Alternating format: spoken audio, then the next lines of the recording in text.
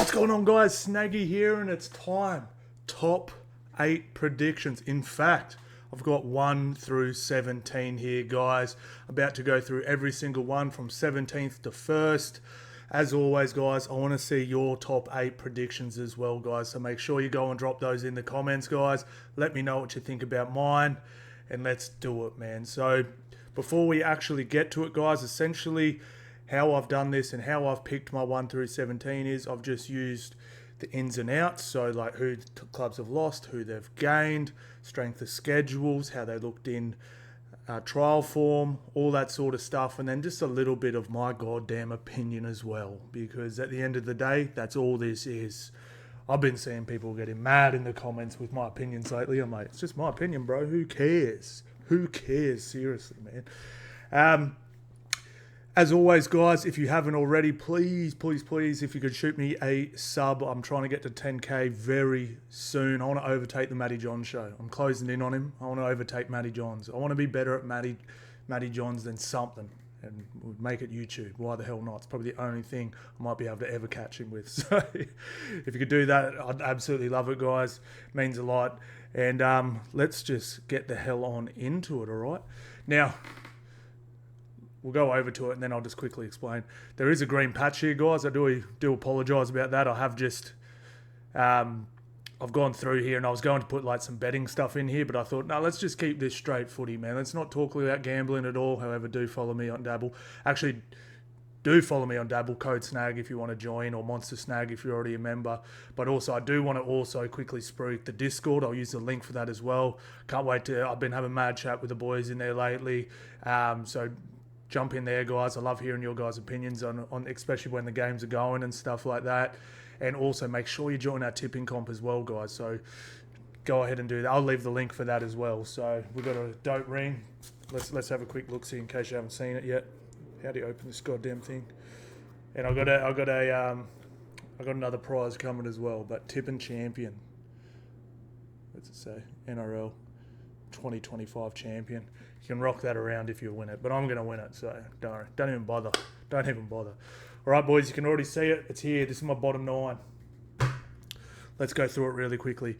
Gold Coast Titans. Now, I've actually bet on them to win the spoon, and just a few reasons. Like I said, I'm just going to give a couple-minute little thing on each team really quickly. I don't want this to be a 2-hour video. A lot of people will be like, oh, they won their trial game. That shows what you know. People will have them goes at me saying, you don't know what you're talking about, blah, blah, blah. I genuinely think Desi's lost it and cooked. Like, I hear him answer questions these days. I'm like, bro, that is not even coherent, like what he's talking about. I know, brilliant coach. I'm not taking anything away from what he's done, but I'm not too sure what he's doing with the Titans. I thought they were better under Holbrook, and people said, oh, well, they just beat the Dolphins. They beat them by 8 points. Dolphins, dead set, completed at 60%, and the penalty count was 10-3, and it was still an 8-point game against a mid-level team. I don't hold any weight to that. Speed on the edges, yes. Good forward pack, yes. Defense was still bad. So to put it in perspective, Titans had, I think, 8 or 9 more sets because of the penalties and the errors from the Dolphins. Titans still miss more tackles than the Dolphins. They got no defense. They really don't. Dolphins had no ball. They still scored not whenever they wanted, but quite regularly. So I'm sticking with my Gold Coast Titans one. I think if they get any sort of injury troubles, I think they're in big trouble. And also their spine. Another stupid move by Desi, bringing on Kieran Foran. I got so much hate on this. I actually could not believe it. Kieran Foran's a legend, bro, and he is their only genuine half. Someone tried to argue with me that Campbell is a genuine. I'm like, he's not. He's played like 6 games there. I love Campbell, and I get it, looking to the future, but bringing on Kieran Foran in the middle in a trial game, having front rowers, and you tear his bicep, possibly ending his career. Like, there is a very good chance of that. It's just silliness. I don't get it. And there's the 3 fullbacks in the spine. I just don't see it clicking. So, yeah, I'm going Gold Coast Titans. Next, Bunnies. Obvious choice, guys. It's an obvious reason is the Trell Mitt factor, the Murray factor. Their strength. They have the hardest schedule in the NRL. So they've got the hardest. They're playing the most top 8 teams twice, all that stuff. Like, it is a horrible run. They look slow in the middle. I feel like a lot of their best middle play, like guys like Matangi and Dallas Tunkin. I feel like they do the best work in the middles, but they're going to end up on edges, and I think it's a mess. The middle slow, outside back. It just doesn't look right to me. That Dodds looks like a dud. That Humphreys looked really nice, but I just don't see it happening. I don't see him clicking. I don't see him winning many games at all. So Bunnies could have another horrendous year, unfortunately. They finished second last year. I think there's a very good chance it happens again. From what I heard as well, their juniors and guys coming through are not too special either. So we'll have to wait and see how that goes. But yeah, I think Bunnies might be in for another rough one. Now, 15th, I've gone Dragons. Now, Dragons fans, before you fall off your seat and call me an idiot and say, didn't you watch the trials? I did, and I was very impressed. I could flip-flop Tigers or St. George. I just left it like that because whatever. But the reason I've gone that is it is still a little light in the middle. They do have a very tough schedule as well. Don't really have a home fortress. Guys, again, I could see them winning. This is where I put them. People look at 15th and go, whoa, that's so low. I could also see them, if say they do finish 15th, 15th could literally be 2 wins away from 9th or 11th. To 9th to 11th, you know what I mean? I think it's going to be so packed and tight in here. I genuinely think they could finish 15th, but be a game or two away from 9th or 10th, if that makes sense. I don't necessarily think of them as that low, but I can see them getting annihilated from time to time. I can see them going on a little losing streak and stuff like that. But they looked absolutely great, man. Happy to eat my words. Dragons looked really good in the trials. I don't know how it's going to translate over a full season. West Tigers, I've gone just above them, but again, either one of those could flip-flop really, really easily, guys. I think the problem with the Tigers is, to me, obviously Benji still unproven as a coach, but if they do get off to a slow start, they will slump. They will slump. If Penrith, probably just Melbourne and Penrith, get off to slow starts, 1 and 4, for example, doubt it's ever going to happen, but they won't panic. They won't think, oh, we suck. When you've sucked for a while, and then you get to the new season, you're like, yeah, let's do this, let's go, we've trained so hard, we've got to, and then you're 1 and 6, around that round 7 time, you go, we suck again. Still going to go and have a crack, obviously, but it's very easy to drop your head. And then even last year, I saw Appy dropping his head a lot. So I do expect improvement from the Tigers, especially if healthy, but I just can't put them too much higher than that bottom 4 spot. I put them at the top of that bottom 4 spot. However, they look nice. They look like they're on the rebuild, but I just can't do them higher than that. I just really can't, guys. Dolphins. Now, Dolphins was the one team. I've been keeping a close eye on their juniors and their pathways and all that. They're going to be a powerhouse very soon. I actually had them quite a lot higher before the trials. I just put them down a little bit. I think they just need one more year to get really settled. Katoa, I think, might need another year under his belt. I'm not sold on Nicarima, or they have a Rillo thing. Gilbert looked okay. Flegler's still not there. I was expecting a little more from them in that Titans game. And just Wolfie's first year, it's just going to be, they just didn't do enough for me to put them any higher, if that makes sense. So they also do have a very hard strength of schedule as well. So I just couldn't put them any higher. This is the thing with all this stuff too, right? Sometimes people go, whoa, 12th, you're off your head. There's only 8 spots, boys. Like, I think they're a better team than the 13th best team. It's just it's very easy to slip off a little bit, and there's only so many spots we can put them in, guys, and it is so even. I heard someone say the other day, Penrith won 4 in a row, the comp's so uneven. It is so not uneven. Yes, Penrith are up here. Yes, Melbourne are up here. From 3rd down is very even, boys. Like, it is going to be a rough year for Tippin. I promise you that, guys. It is going to be rough. All right, let's move on to the Sydney Roosters. Now, Sydney Roosters, for me, I was just not impressed that last trial. Lacking a lot. Even reading that story about how Spencer Lean, who doesn't want to be there anywhere, but he wants to go back to to Penrith, but they don't have the cap space for him anymore. Just was not impressed. Teddy looked a step slow. Dom Young was getting fouled. They just looked awful. They looked really, really bad. I just really feel like they have their eyes set on 26. New halves, strength of schedule. Where were they at? So right in the middle of the pack there, but they're going to win plenty of games. Like they're a pretty good rugby league team, and I can't wait to see what Trent Robinson does, probably for the first time ever, without a genuine premiership contending roster. It's still very good, but for the first time in a long time, Roosters' depth might get tested. How are they going to handle that?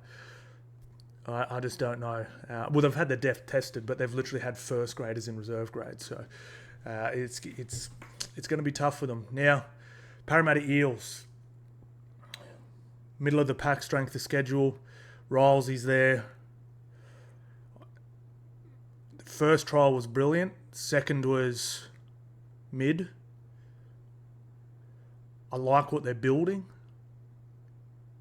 I think they've got a lot of... I was actually like, oh damn, they've actually got quite a few state of origin players to come back. They've now got depth in the halves. And I also want to stress this as well, from 12th to 9th can 100% finish in the 8. Like we're talking from 12th to 8th will probably be one game difference. 2 max. So if I've put your team 10th or 11th, don't think I'm thinking your team's trash. I think your team's 1 win out of the 8. All right? Don't think I hate your team. But look, I actually love what they got. I liked Penasini on the left side. I actually thought he looked really strong, even though he's got the ball carries in the wrong side. Simonson looked good. I'm just a little worried about their middle forwards. I know they got Williams and Paulo. Yeah, I wish they still had RCG. Or they recruited someone similar, like if they did pick up a Leo Thompson or something like that. It might be a middle short fort, but we're really going to have to wait and see there. Just a few question marks over Lane and guys like Cartwright and stuff like that. There's a lot to love about Parramatta, but there's also a lot of question marks as well. I feel like Parramatta could possibly do the old look really nice and then lose to the Titans, Bunnies and St George in a row. Like that's the sort of... Well, that's what Parramatta do, right? That's what Parramatta do. Now, on to the North Queensland Cowboys. Now, a lot of people are going to be like, what the hell? How'd you do that after they just absolutely annihilated Melbourne Storm in a trial? I love the Cowboys. They're one of my favourite teams to watch. Scott Drinkwater is probably my favourite ball player to watch of all time. Oh, Darren Lockyer, then him. He is beautiful to watch. Love the team. Bit like Parramatta, they can let me down sometimes. I get behind them, I jump on their bandwagon, and then they just lose to the Tigers by 60. And then 2 weeks later, we'll beat the Tigers by 70. It's just... I said this in my post-game video. I am happy. I think they look great. I think they look like a top 8 team. How are they going to play for 27 rounds? That's my only question mark, and that's the only reason I put them here. A little bit of a depth concern as well. Also, don't always travel well. Bit of a concern there. Middle forwards, a little soft, a little light. Tamalolo, we don't know what he's going to be like this year. He looked very good at Fatonga. We don't know what he's like going to be this year. I've got a few question marks over the coach as well. So I'm just going to wait and see. I would not be even the slightest bit shocked if Cowboys finish 4th. I wouldn't. They're a great team. We're just going to have to wait and see. Now, the goddamn Wars. I'll get into the Wars more when I get into the top 8. But the Wars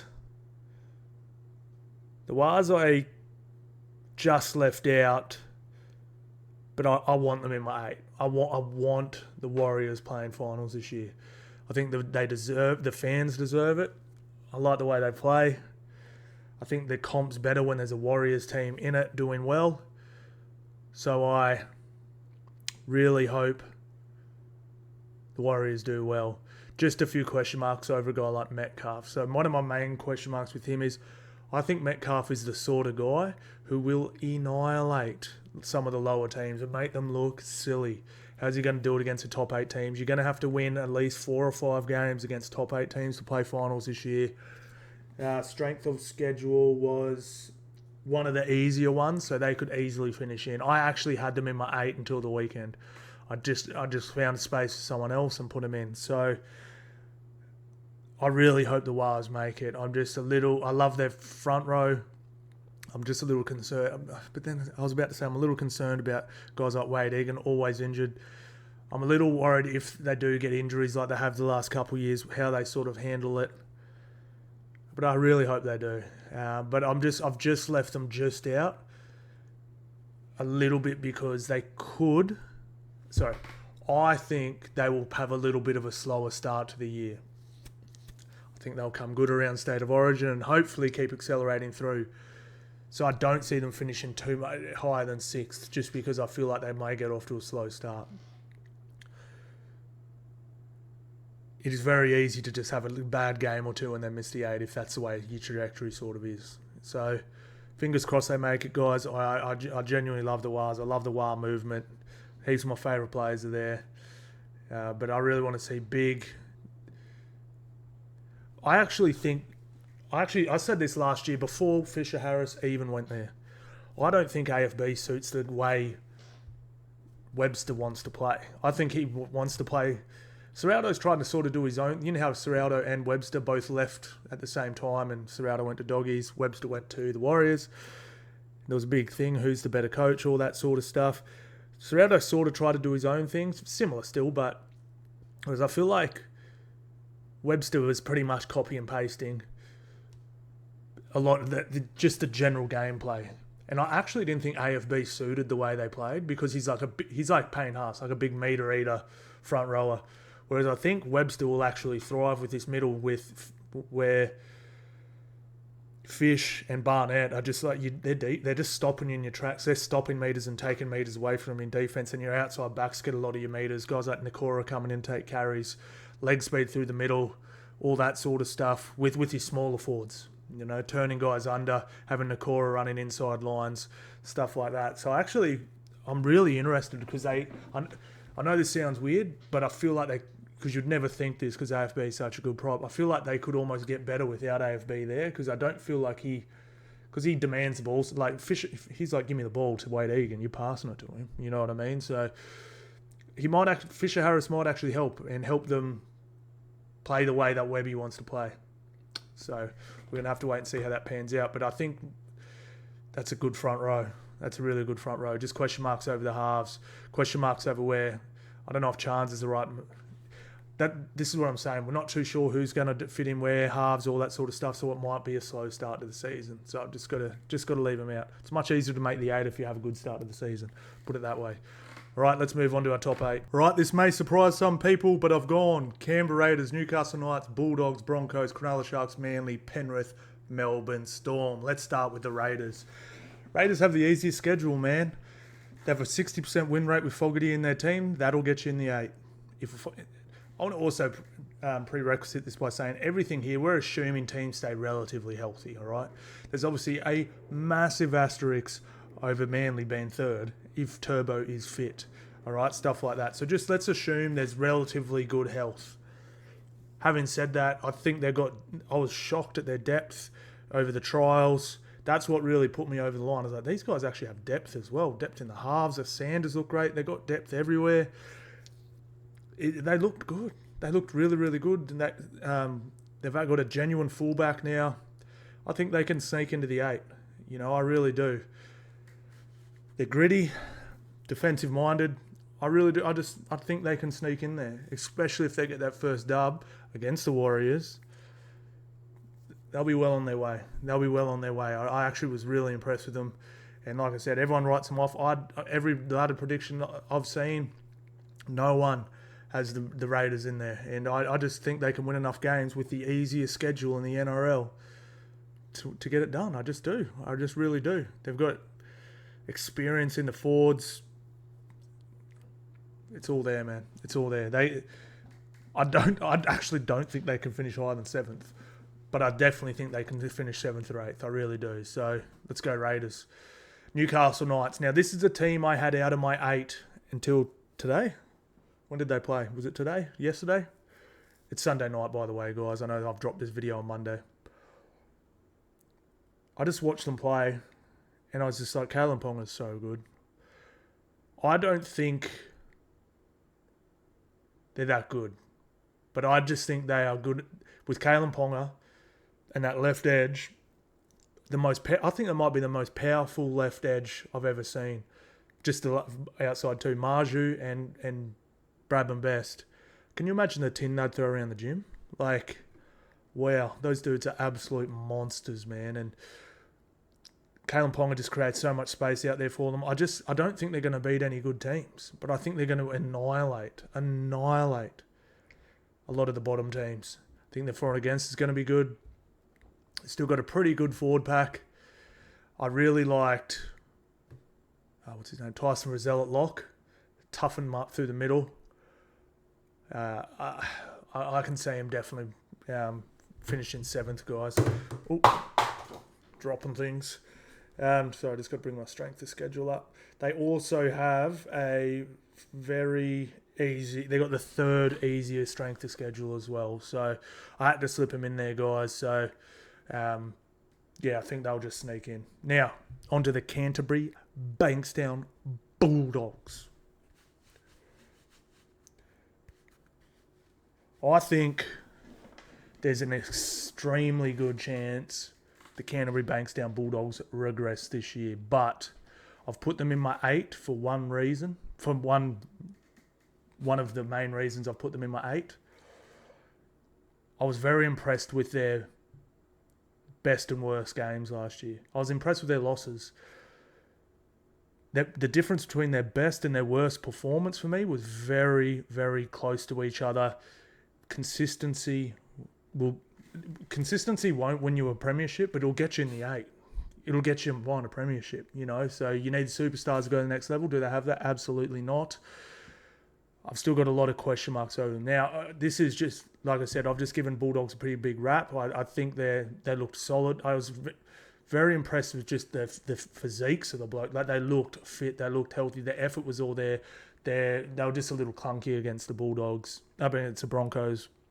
And I think there was just a lot of work to do. It might take them a little while to ease into the season again.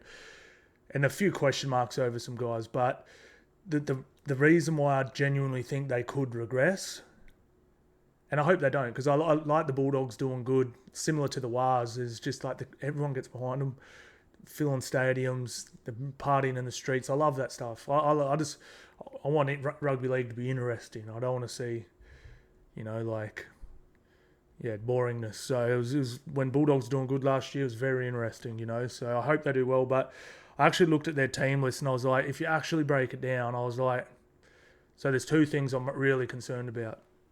The first was, if you looked at their team from last year that did very well, every single player in there had their best season they've ever had, some by an absolute mile.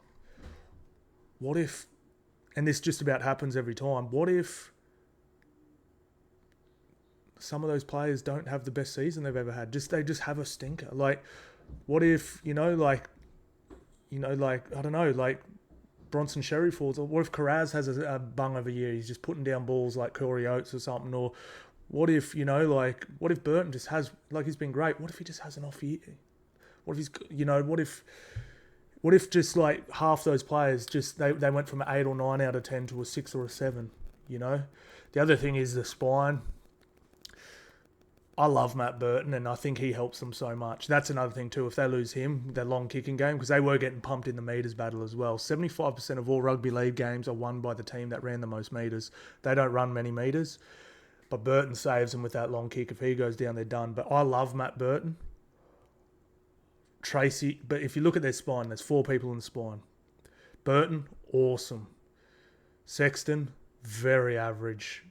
Below average, and that's not a knock, it's just there's a lot of good halfbacks out there. Reid Marnie to me is average at absolute best, and then you have Connor Tracy who's average or below. You'd probably have to call Connor Tracy below average because there is so many good fullbacks. It's not a knock, it's just it's like, how many teams are there? 17. So there's more than 8 super elite fullbacks in the comp, so he's not in the top 8, I wouldn't say. So you'd have to probably call him below average. So out of their spine players, who are your most important players, they've got 1 very good and then average, below average or whatever. It's not, or average. So really good, below average, average. That's their spine. It's a bit scary. What is you look at like a Melbourne Storm spine? It's like elite, good. Pappenhausen's probably been demoted to a good player, and that's been harsh. Even Panthers. Like Mitch Kenny, average, slightly above average. Cleary, elite. Blaze Talangi, schoolboy's number 6. He might not be elite just yet, but we're going to at least say good. Then Dylan Edwards, elite. They're very good players in there. I love Canterbury's edges, but it could regress. I'm just saying. But again, I think they're going to finish 6th just because they're consistent, man. I know what I'm going to get. I said this about 30 times. I know what I'm going to get from the Bulldogs this week. And we did every time. So, but 6th, I reckon that's about their ceiling again. And I thought that was their ceiling last year, and I think that's roughly their ceiling again. Brisbane Broncos, super impressive. What was it? The preseason challenge champions. Got it done. I love what they're doing. They've got I would have put them higher, but they've got a very hard schedule. I love Ben Hunt there. Offense looked clunky. But I was watching Xavier Wilson play him in the Mulder game. He looks like he could just be the next Tino. They've got a team there. The only reason I haven't put them top 4 is that their strength schedule is a little rough. But we'll have to wait and see, guys. I think they're gonna shock a few. Well, everyone's got them around there, don't they? So it's not really shocking because they finished so poorly last year, I guess. I love Paddy at prop. Payne looked fit and healthy. Just got to keep... Mam's going to come back about 10 rounds in. Just a little worried about them around Origin time. They're going to lose a lot of players around that time. Yeah, we're going to have to wait and see. But I've just got them just outside the about 5th, but they could easily finish in the top 4, guys. Cronulla Sharks really like their team. AFB is going to help. Everyone knows my thoughts on it. A team with AFB in it's better than it's not, but it just wasn't a position they were lacking in. They were already really good there. How much better does it actually make them? How's Nico going to go? It is a harder schedule than they've had in the past 3 years. They've had the easiest schedule, I think, 3 years in a row. They're right in the middle now, I believe. Where are they there? Sharks. They've got about the 5th or 6th hardest schedule. So a little bit harder schedule. Still question marks over the halves. And just like I said with the Bulldogs, Trindle was great. Is he going to produce that again? Like stuff like that. Like Will Kennedy at fullback, all this sort of stuff. So I love what they're doing. I think they're good enough to finish in the top 4. Just AFB doesn't move the needle enough for me. It's so hard. People are thinking I'm hating on AFB, bro. When he was at Manly and like Payne Haas burst on the scene, they just gave him he's the best prop in the. I was the one sitting there going, bro, have you seen AFB, bro? Like, I was the one saying that years ago. Like, bro, I love him, but it's more. They were already so good there, so they've traded Royce Hunt for AFB. Great trade, but is it that crazy? So does it put them above Penrith? I don't know. That's what we're going to have to wait and see. On to number 3, Manly. This is the biggest asterisk of all. I think they obviously have to have the Travojevic is all fit and healthy and firing. Cherry Evans there. I want to see a better year from Brooksy as well. He was pretty quiet. He wasn't bad, but pretty quiet. They got depth everywhere. Not super sold on Seabolt, but I think when you got Travojevic in your team, you probably don't have to be the best coach in the world. But I love their team. I think Croker has to play 80. I actually really like him out there for the whole game. I think they kept mucking around with that a bit too much. I love their team. Speed on the edges, size on the middle, good spine. It was really good spine. Croker, Cherry Evans, Brooks, Turbo. I've probably the 3 best spines. The top 3 teams here. If you actually break it down. I guess Brisbane's spine's going to be pretty goddamn elite. That's going to be Hunt, Mam, Reynolds, Walsh. Seeing a trend here, boys. I'm seeing a trend. Apparently the spine's pretty important in your team. Just like it is in your body. Penny Panthers. I think they're a pretty hard draw, right? No, right in the middle there. They're going to be good. they're going to annihilate every bottom team. The reason why I've gone them just below Melbourne, I just feel like Melbourne are a little more consistent. Just a little more. And Penrith just to me, they're going to have to tinker with their spine a bit. Like I said, is Cole going to be there? Is Blaze going to be there? All that sort of stuff. But just a little question mark over Fish leaving too. I would have loved a bigger body in there as well. Just a little bit. But it's not the biggest forward pack anymore. Is it Lindsay Smith? The big white dude? Good. Not Fisher Harris. Not Fisher Harris. So a little bit. Then you look at, like, for example, Melbourne's nasty Tui, Stefano, who's it, that Lazarus, like, size on size on size, big. So yeah, I've just gone Penrith number 2. I think they're going to be there or thereabouts. But this is like an early little grand final sort of prediction. So I have Melbourne to win the Melbourne minor premiership, right? But I genuinely think if Penrith, just today, this may change throughout the year, but just today, if Melbourne and Penrith played a grand final, I'd pick Penrith. I just feel like they've just been there, done that so many times, and Cleary's just got he'd be running out to grand finals now like it's round 7. You know what I mean? Like, would it even bother him? Like, would he even get nervous at all? Whereas you did see a bit of panic in the Melbourne Storm's game last year. You saw Harry and guys making mistakes, didn't make all year. Not many, but you know what I mean? And when I say mistakes, it might have just been going left when they should have gone right or something like that. So we're going to have to... I'm just so interested to see how it all pans out. But then obviously talking Melbourne Storm, they got pumped in both their trial games. They could have lost 100-0 in each. Again, I'm not overly worried. But can you imagine if the Penrith Panthers curse is real? Now, the Melbourne Storm play the Parramatta Eels round 1 in Melbourne. Melbourne Storm have not lost a round 1 in, 20 years? 19 years? If Parramatta somehow get them round 1 and people will start talking about the Penrith curse, that would be nuts. Nuts. But yeah, guys, unfortunately, I do sort of see those two teams being head and shoulders above the pack. But, man, there's Seagulls, Sharks, Broncos. They're all there or thereabouts, I'm telling you.